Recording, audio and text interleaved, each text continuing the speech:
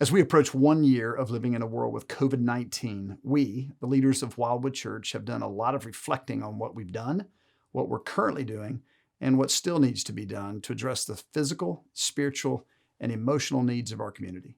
This season has revealed a lot of brokenness in our culture, and we feel it in our church as well. Just like everyone else this past year, our understanding of COVID and how best to respond to it continued to evolve. Our understanding is different now than it was 6 or even 9 months ago. So, why are we communicating again with you now? We believe we owe an apology to you, our congregation. The pastors, elders, and deacons have together identified places where we believe we could have acted differently or communicated better. We're especially sorry that in some cases, people were wounded by our words, actions, or inaction. It grieves us to see this, and we want to move towards reconciliation. If COVID were to disappear tomorrow, we would still have unfinished business here at Wildwood because of the damage wrought over this past year. In particular, since we didn't clearly articulate our expectations early on, many were left to interpret our response to the Leon County ordinances in various ways, which has ultimately hurt the unity of our church. For several months now, we've been praying about, discussing, and debating how we should respond to the pandemic. We commissioned a group of 2 deacons, 2 elders, and a senior staff member to draft a proposal for the health and well-being of our entire church family. This proposal has since been approved by the session of Wildwood elders. We want to share it with you now in the simplest, cleanest way we can when it comes to our policy during COVID-19. When in public, indoor gatherings, people who are able should wear masks for the entirety of the time they are in the building. For the sake of clarity, let's break this statement down. A public gathering is an inside event with an invitation to church members, attenders, and/or community at large. This includes worship services, Bible studies, student ministry activities, Sunday school, the Acts Bible study, 7 for Men, and so on. Meetings that are outside or not open for people other than those invited, such as staff meetings, officers' meetings, small groups, closed classes, counseling sessions, are not indoor public gatherings. If there's an agreement and if space allows, people in these indoor, non-public meetings can choose not to wear a mask. The Leon County guidelines do allow for people not to wear a mask for physical, mental, or emotional reasons. Most of these reasons are not visible to others, which is something we will address in a moment.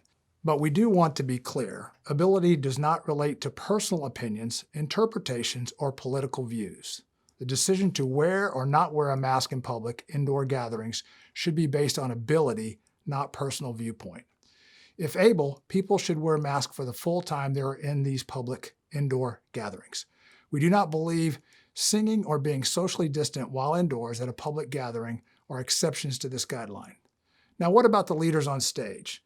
After much prayer, discussion, and consultation, the leadership believes that the stage is separate enough from the congregation that they are not required to wear a mask. For the purposes of leading in worship and communication, we feel it is acceptable for these individuals to remain unmasked. This also reflects what we see from other churches in town and around the country. Members of the congregation are welcome to make seating choices in proximity to the stage with the understanding that the speakers and musicians will likely be unmasked during the service. Currently, we estimate around half of the regularly attending adults in our congregation have returned to corporate worship. We're grateful for those who have felt the freedom and desire to return. Our prayer is that no one attending now will stop due to the policies we just explained. We love you, and we want you to stay in fellowship. We also love those who have not felt the freedom and desire to return. Our prayer is that by clarifying this policy, some who have not attended corporate worship will feel the freedom to return with more certainty of what to expect when in a Wildwood service. However, we understand that all of us will make the decision of when to return based on our unique situations. Finally, if we are to move towards one another in love and unity and the body of Christ, we believe the following statements are vital and necessary. It is not our goal, nor is it possible, to please everyone with the COVID response. Instead, our driving goal is integrity, to align what we communicate with our actions. In the spirit of unity, we implore you not to assign motives, judge anyone based on a mask, one way or the other. Reasonable, God-fearing people can come to different conclusions about how to respond to this situation.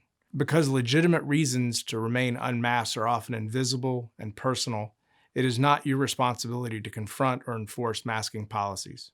Church leaders will only engage people on this as it pertains to the heart. We will not be the mask police. However, God has called us to shepherd hearts as we become aware of heart issues such as anger, hurt, confusion, or pain. We will move towards individuals in a spirit of humility with the goal of reconciliation. Unity may not look like uniformity. Even as we act under the same policy, our responses may look different because of different factors. Again, we should not judge others. We ask that you will show us grace as church leaders, even as we desire to show grace to you. We know how polarizing this topic is, and it has been a hard season for us as well.